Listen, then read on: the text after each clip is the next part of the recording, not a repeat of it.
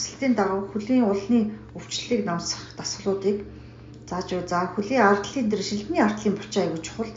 За энэ булчин сунжээж энэ төр хөлний улны өвчин намддаг юм байлээ. Тэгэхээр ингээд хан гараа тулж агаад 2 хөлөө ээлжлээд 30-аар 3 удаа хийгээд үзэр орой болгон өдөрт 2 удаа өглөө орой. За тэгээ ер нь сунгалтын дасгал маш чухал. Сунгалт сайн хийх тусам одоо хөлний чинь булчингийн тэр өвдөлтүүд чинь намдаад эхэлнэ. Одоо 10-аар 1 удаа хийж болж байна, 5-аар 1 удаа хийж болж байна. Ер нь сунгалт айгүй чухал. Өөрийнхөө боломжоор сунгалтаа хийгээрэй манайхаа. 2 хөлөө солбож байгаад ингээд би бол нэг 10-аар 2 удаа л хийдэг.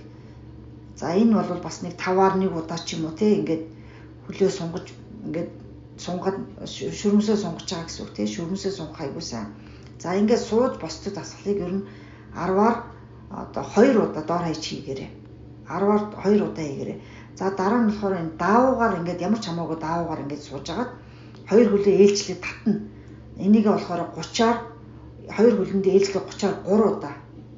За дараа нь болохоор энэ нөгөө зориултын юмар ингээд сууж явахдаа өнгөрүүлээд байж болно. Эсвэл энэ тенсний бөмбөөр ингээд сууж явахдаа хөлнийхөө уулыг ингээд массаж хийгээд байдаг.